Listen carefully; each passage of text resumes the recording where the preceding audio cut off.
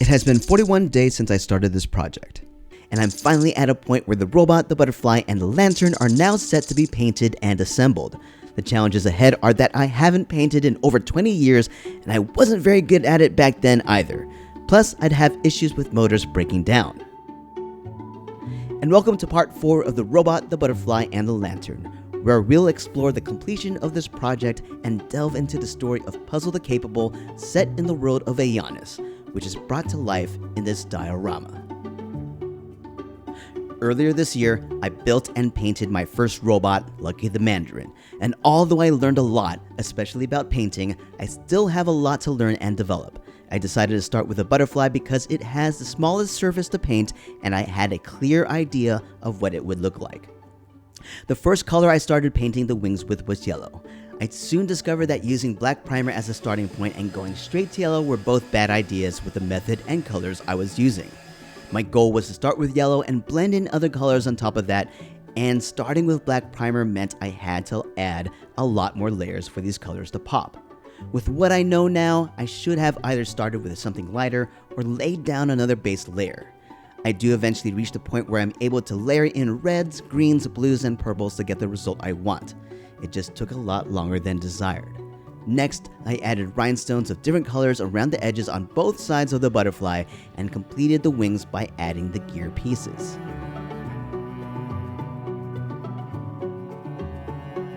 The main body was going to use a blend of pearl purple on the thorax and head, and eventually towards a pearl denim blue on the abdomen.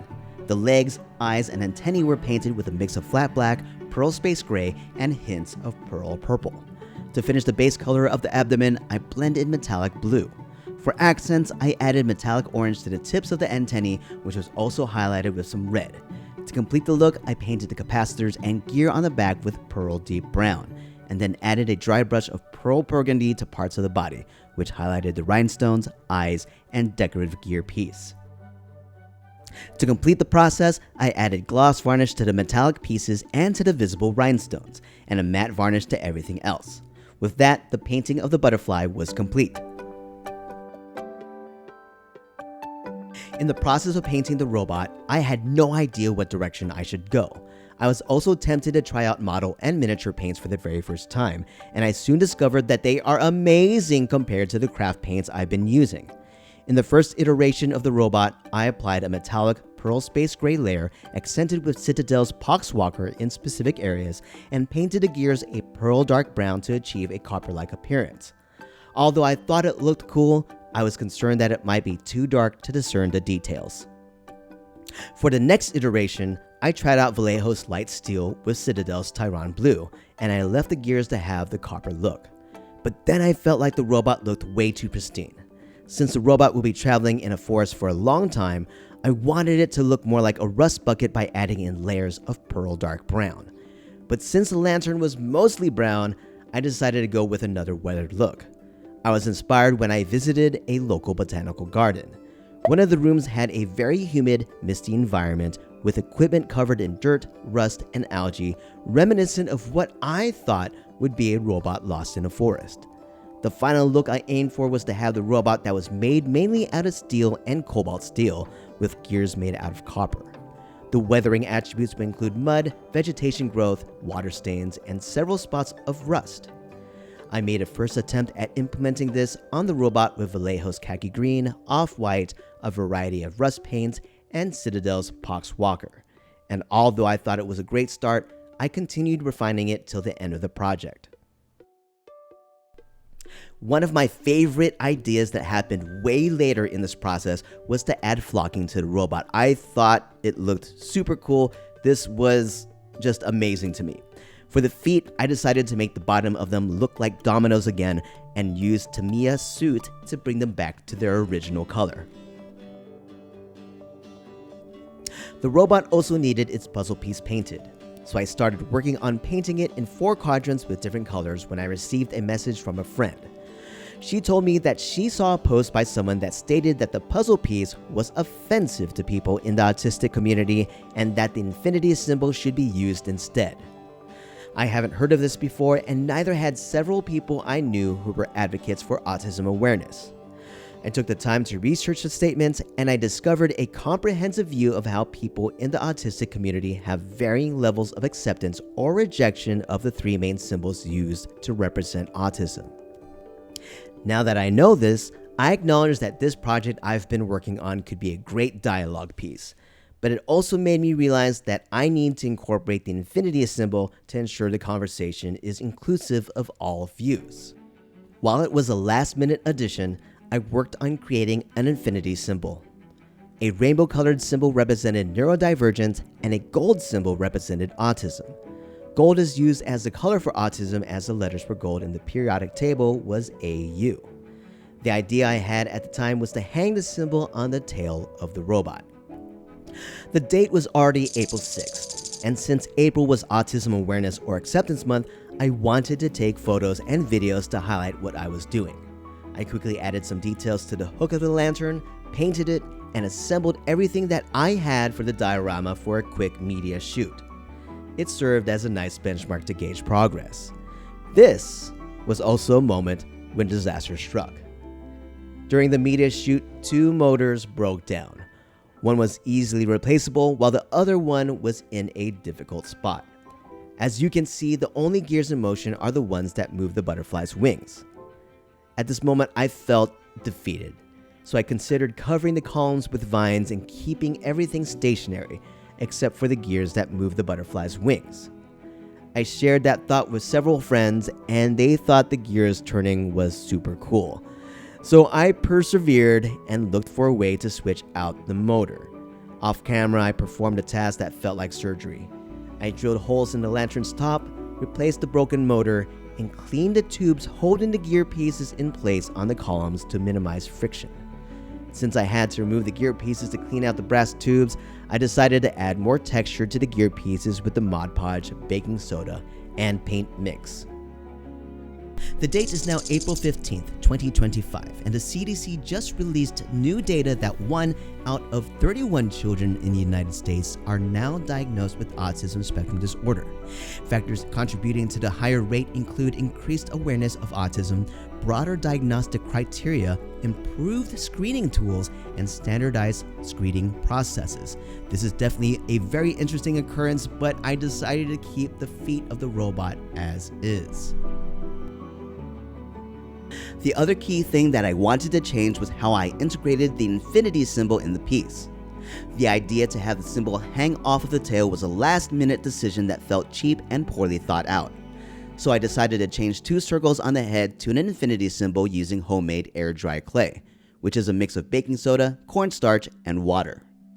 When the clay dried, I proceeded to add a protective layer of varnish that was followed up by penciling gold on the infinity symbol. I opted for a muted gold look, so I used a pencil color that wasn't too strong, and then added another layer of varnish to seal the color in. I also added more details to the hook by using the handmade clay. A budding flower was formed that was painted with reds and oranges.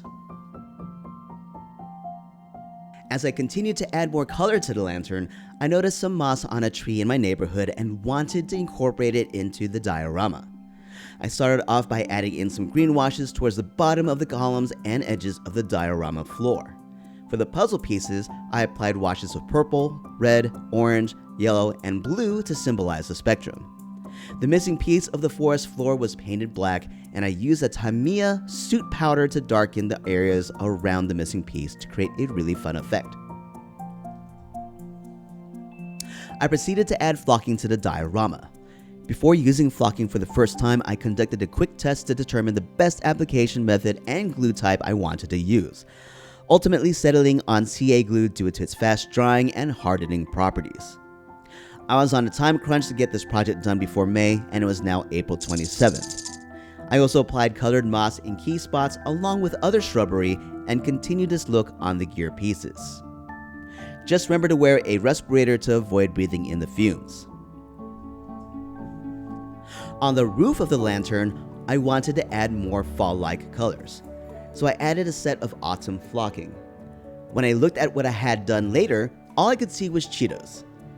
I attempted to conceal it with a wider shade of flocking and added green accents, but after staring at it for a while, all I could see was broccoli and cauliflower, or the vomit of a dog or cat. And that's when it hit me. Paint it with colors that represent the spectrum.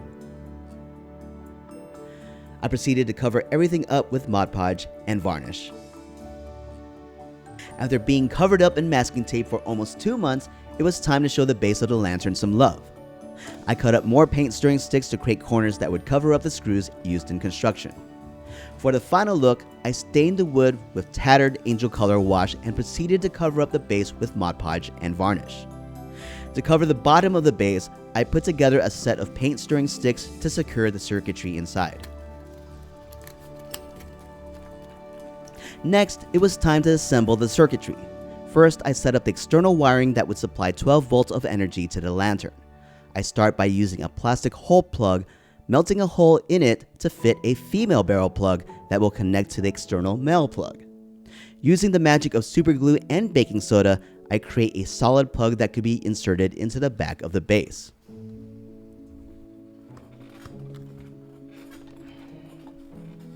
Next, I installed 3 buck converters in parallel, which converted 12 volts of incoming energy into 3 different settings. These worked in conjunction with 3 switches to power either the robot's lights, the fairy lights, or the motors. As I learned, I experimented with various buck converters to determine which one would work best. The converter for the robot's lights was set to 6 volts with the lights connected in parallel. The fairy lights, set to 9 volts, had 3 strands connected in series.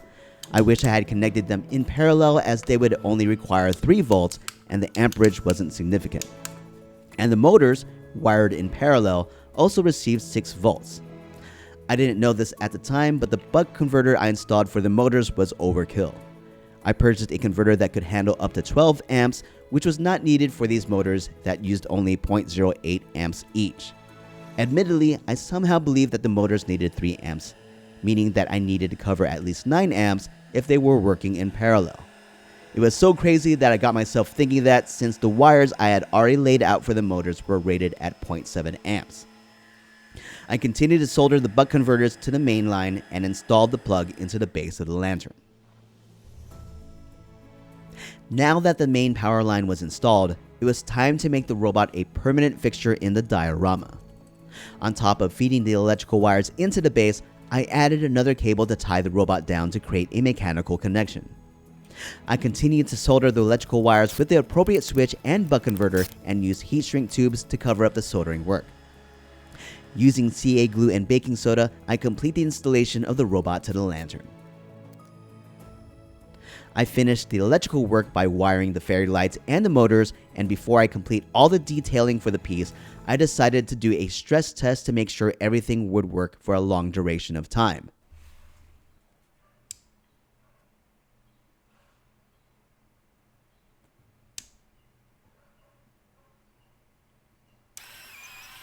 And this is where the next set of disastrous issues happened. The first issue was that the lights for the eyes were excessively bright, which is an easy fix, but the problem occurred 15 minutes into the test when the motor for the right column burned out. Smoke was literally coming out from the top of the lantern. The date was May 3rd, and we were planning to have our last Autism Awareness fundraising event on May 4th. And yes, the event was going to be Star Wars themed, and I had my Yoda ears ready. At this event, I was also going to present the piece and give it to its brand new owner. To fix the issues, I had to order a brand new motor and find a way to dim the lights. These items would not arrive until after the event, so I stopped working on the piece and decided to show what I have completed.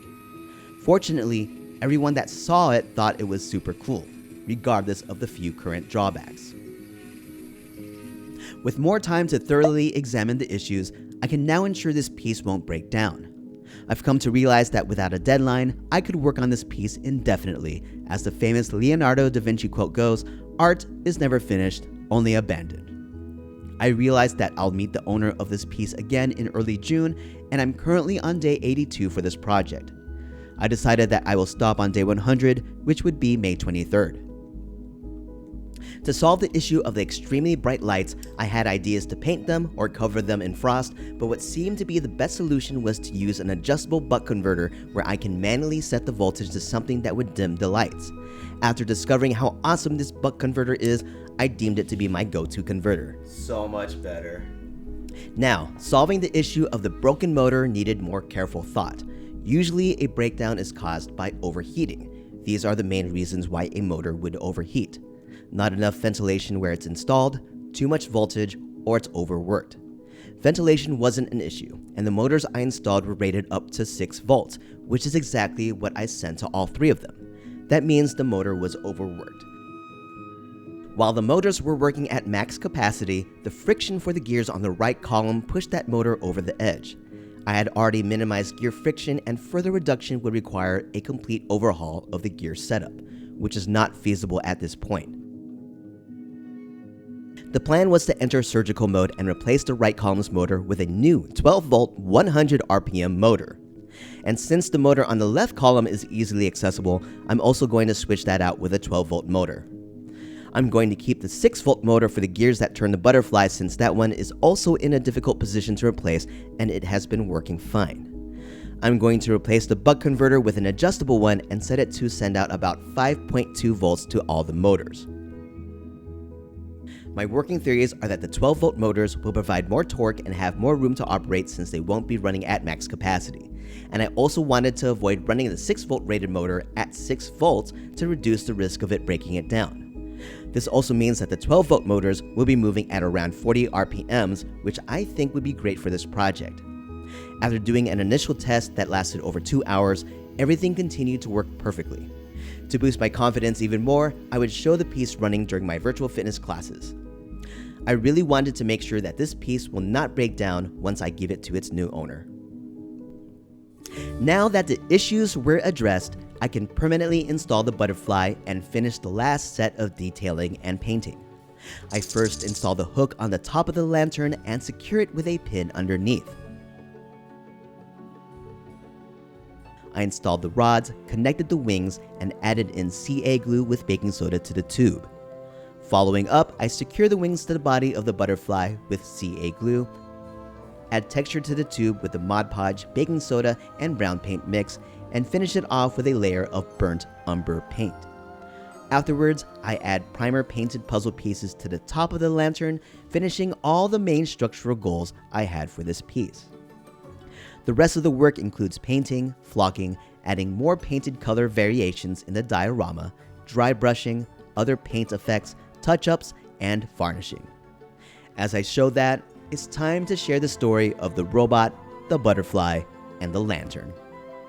Please note that this is the first time I have ever tried to narrate a story like this, and it took a couple weeks to do it, so I hope you enjoy, but if you don't like my narration and prefer to just read it, like my girlfriend, you can read the text at puzzle.jramosworks.com.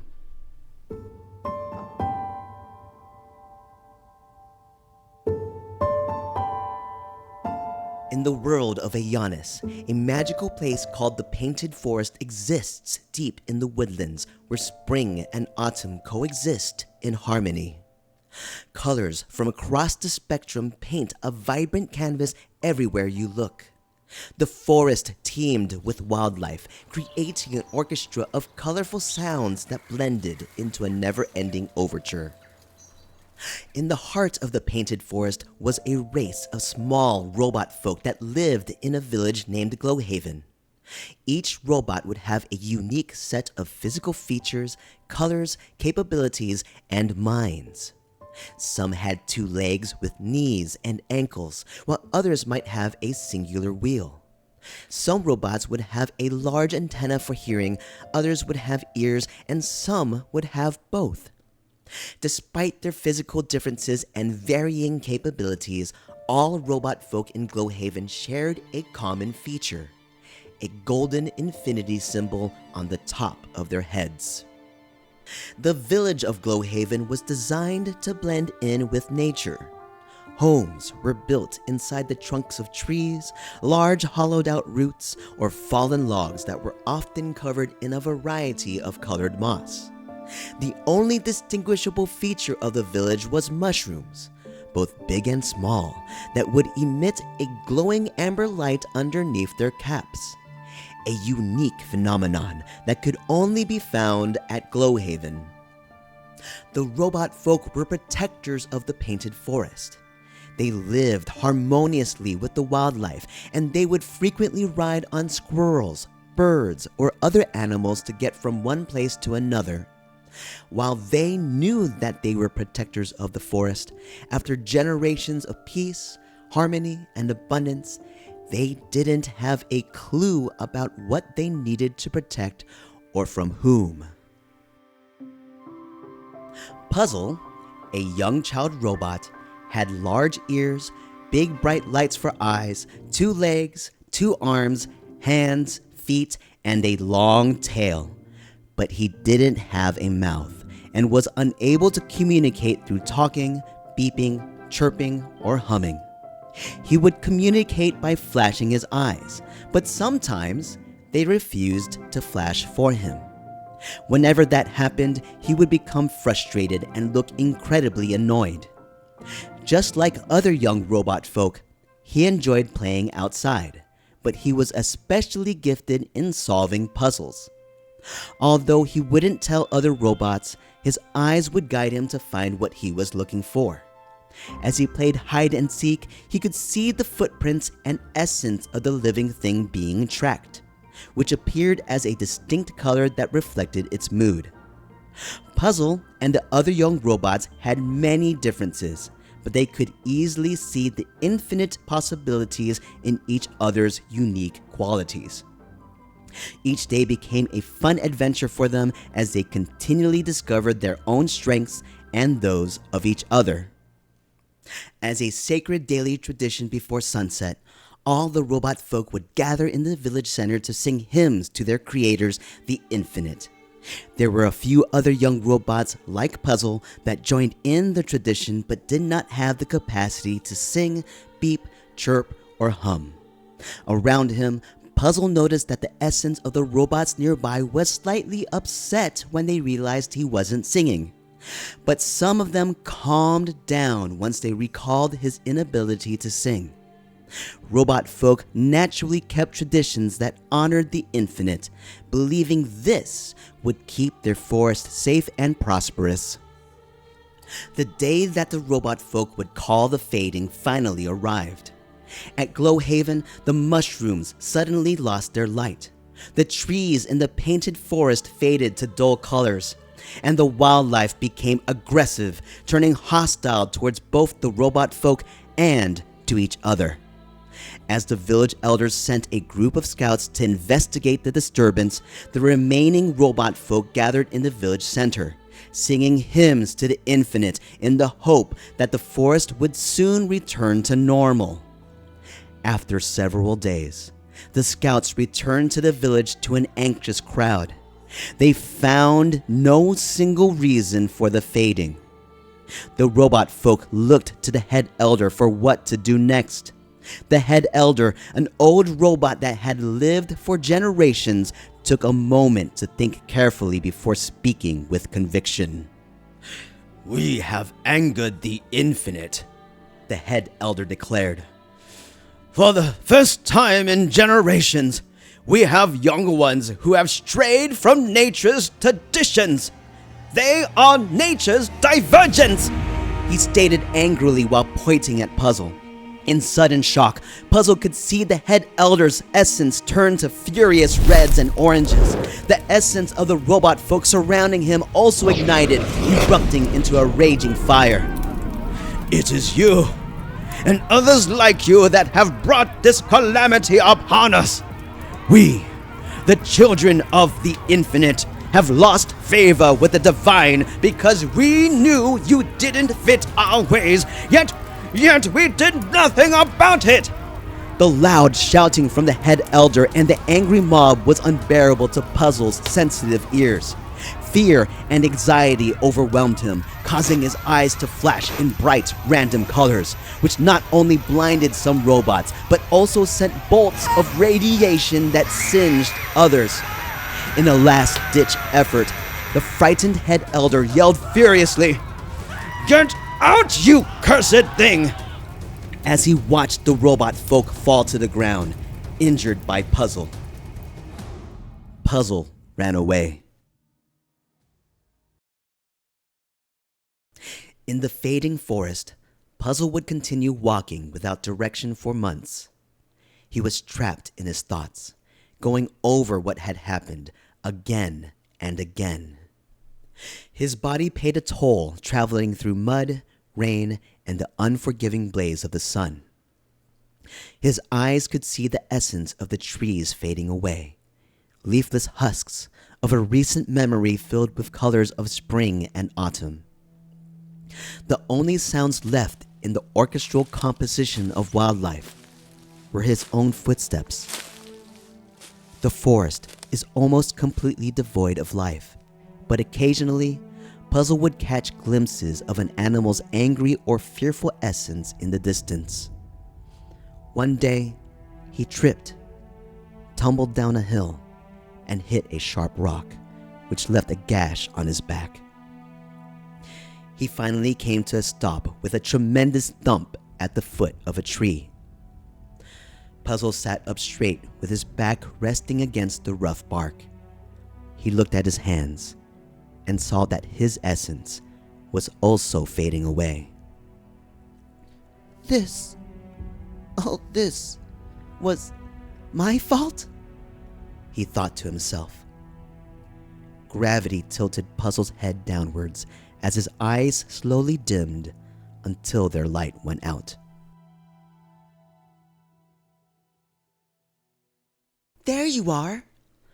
Puzz-L woke up abruptly, his eyes slowly flashing a dim light, to find a robot butterfly with wings colored by the spectrum and adorned with bronze gears perched on one of the tree roots. Is this real? Puzz-L thought to himself. Of course this is real, the foreign voice replied in Puzz-L's mind. Wait, you can read my thoughts and talk to me? Puzz-L asked. Yes, I don't have a mouth either, so I communicate this way. The butterfly answered, moving her antennae. The orange bulbs at the end of them would glow with every word she telepathically communicated. I've never seen a robot butterfly before. I'm sure there's a lot that you haven't seen before. Not many from the painted forest ever do. But come on, we need to get going. We can discuss more along the way. The butterfly turns around to start the journey. Wait, what? Where are we going? I can't move, Puzz-L interjected. Oh, okay, hold on. The butterfly flies down, lands in front of Puzz-L, and walks a path that forms an infinity symbol. She continued tracing this path while the bronze gears on her wings turned. When ready, she flew back into the air. The infinity symbol on the ground begins to glow gold. Following suit, the infinity symbol on Puzz-L's head also glows gold, and his eyes light up brightly. There they are. The butterfly refers to Puzz-L's eyes. Try getting up now. Re-energized, Puzz-L was able to get up easily. There you go. You are capable after all, the butterfly urged. How did you do that?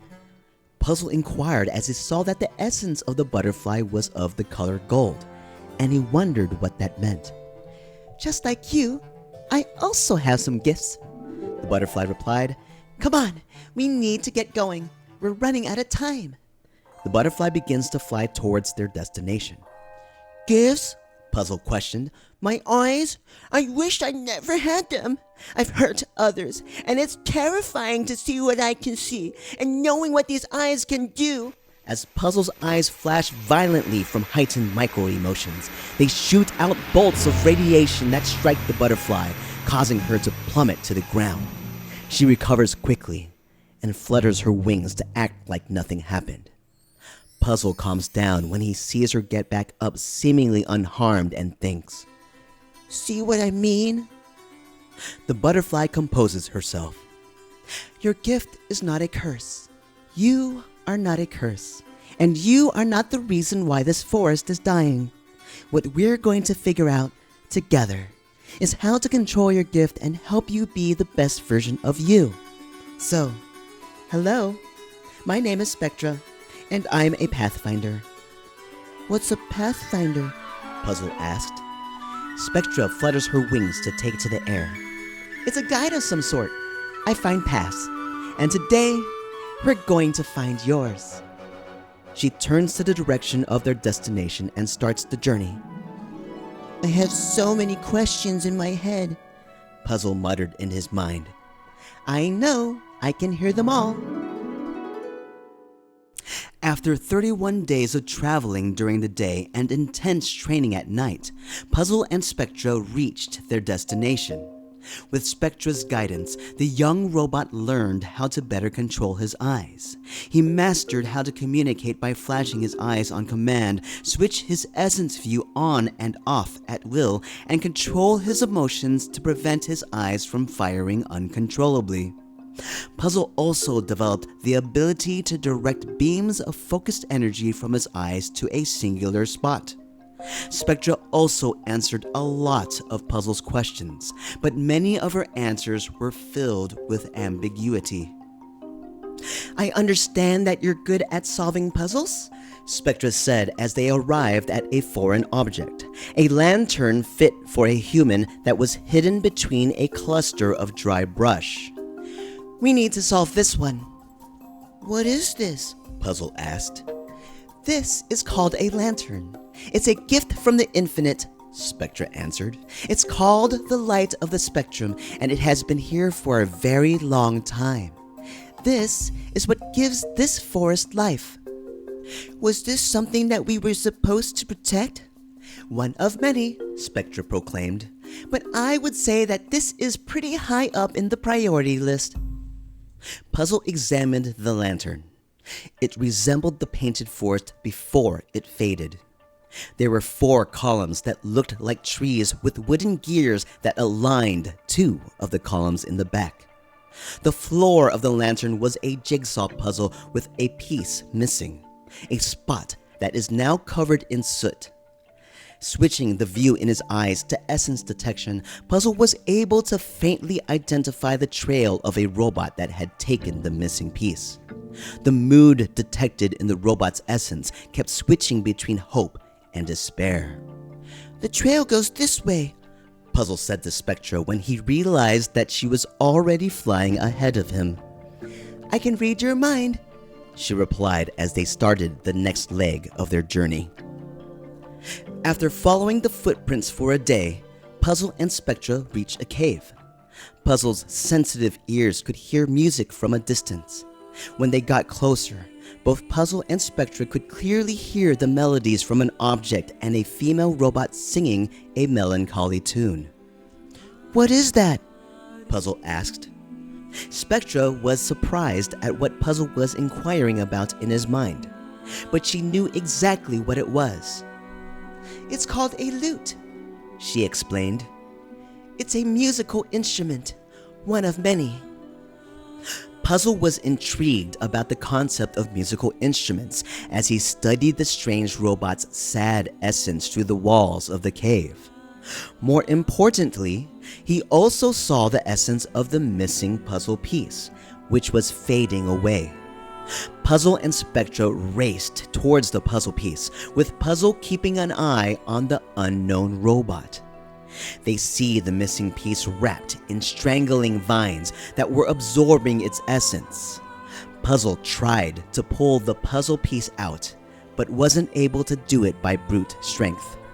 You know what you need to do, Spectra said. Come on, we practiced this. Puzz-L aimed his eyes on a specific spot on the vines, and in a quick moment, he shot out a beam of focused energy from his eyes that cut the puzzle piece free.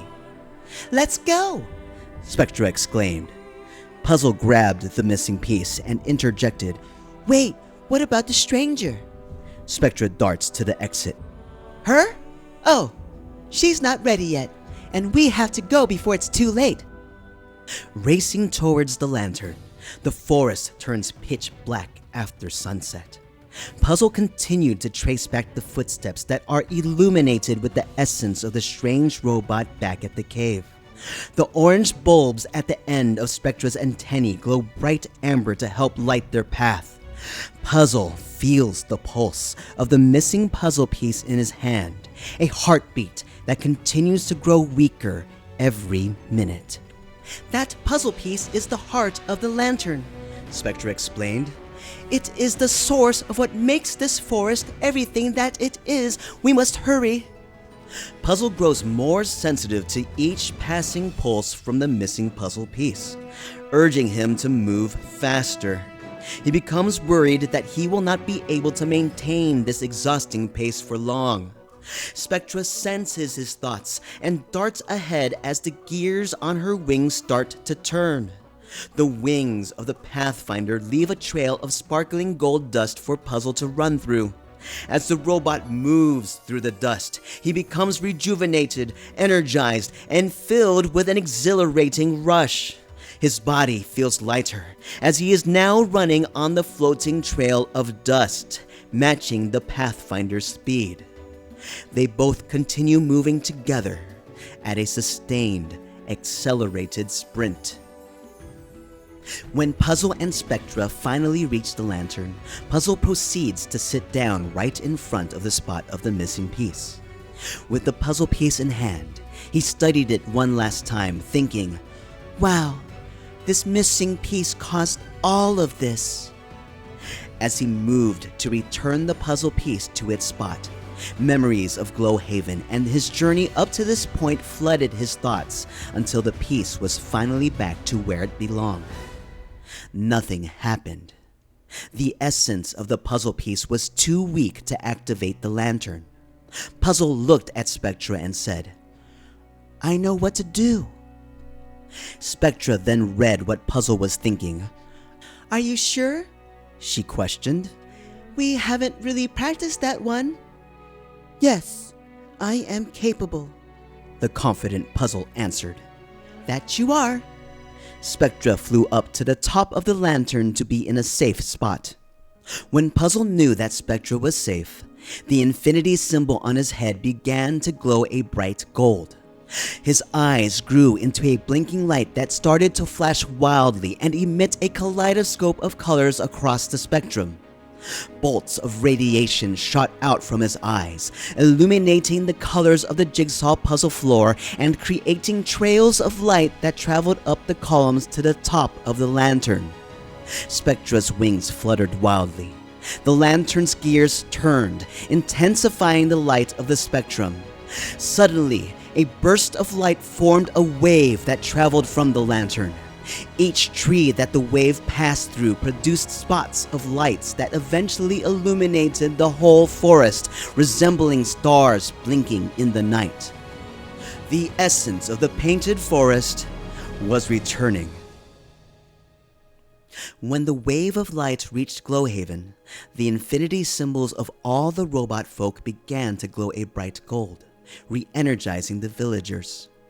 The mushrooms returned to life and were glowing brighter than ever before. When the spots of light were done revitalizing the forest, they would begin to float back to the lantern. The robot folk followed the lights. By the time the villagers reached the lantern, it was sunrise. They were all surprised to see Puzzle, who was still sitting in the middle of the lantern that was fully lit, with the gears running all on their own. The animals were beginning to return as the sounds from the orchestra of wildlife started to enrich the forest. Some of the other naturally divergent robots that were also banned from the village followed the floating lights to the lantern, and they all witnessed what happened next. The small spots of light gathered at the lantern. They combined together to form a large glowing globe that floated down in front of Puzzle. Spectra flew to Puzzle's side. "This is a gift from the infinite, Puzzle. Make a wish." Puzzle looked to the villagers, to the elders, and then to the other naturally divergent robot folk. It didn't take long for him to decide what he wanted to wish for. Having gone through so much during the fading, and having seen how he and others like him were viewed and treated, he could only think of one thing. Puzzle touched the glowing light, and with a bright flash, it turned into a leaf that floated down to the feet of the head elder. The head elder picked up the leaf and saw words inscribed by the infinite on it. It was a brand new hymn, a hymn of acceptance. A new feature of this hymn is that it also has notation and instructions for musical instruments. The head elder looked at Puzz-L and nodded. He held the leaf above his head, and the words began to glow gold. The leaf levitates into the air as the words brighten. At that moment, all the robot folk knew the hymn, its meaning, and about musical instruments.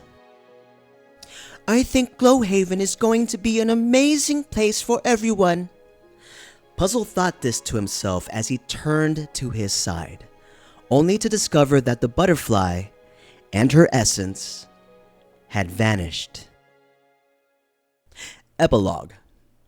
The robot folk at Glowhaven were inspired and filled with purpose.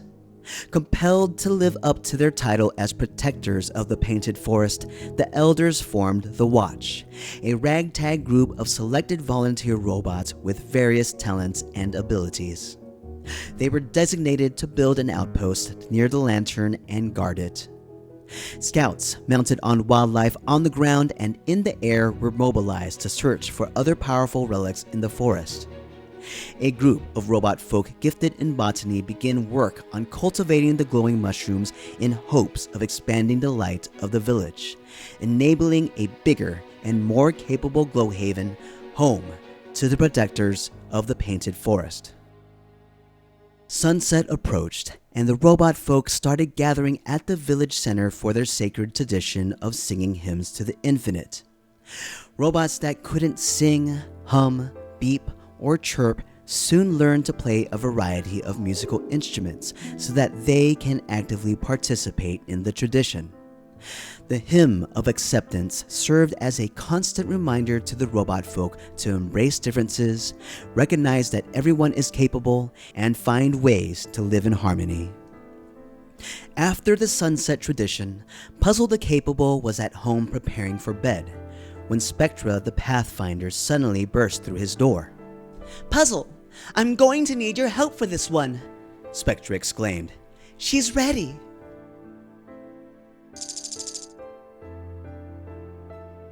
I hope you enjoyed the story. I had an absolute blast developing it based on what happened during the build and what I learned along the way. And without further ado, here is the final reveal of the robot, the butterfly, and the lantern.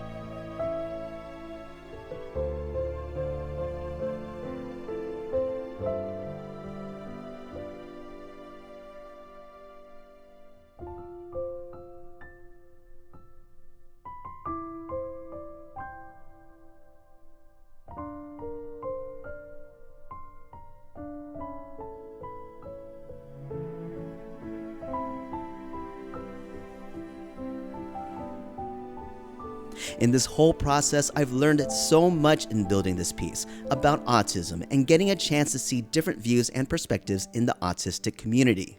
One of the biggest surprises to me is that there are people that are living as adults that may not know that they are living with autism. When they finally learn that they are on the spectrum, the revelation explains so many situations that they may have experienced in their lifetime. The final touch I add to this piece is the application of the nameplate. I was finally excited to deliver this piece to its brand new owner, the person who suggested that I should build something for autism awareness as a fundraising piece. She's also the mother of a child with autism, and her experience that she shared with me was a big inspiration for the creation of this work. So, I decided to give this piece to her as a gift. To learn more about this piece or to donate to our fundraising campaign for autism research, please visit puzzle.jramosworks.com. If you like this video, don't forget to hit the like button and subscribe to our channel, as everything does help out. Special shout out to our patrons and supporters. Without you, we wouldn't be able to do what we are doing. So thank you so much for the love and support as always. Peace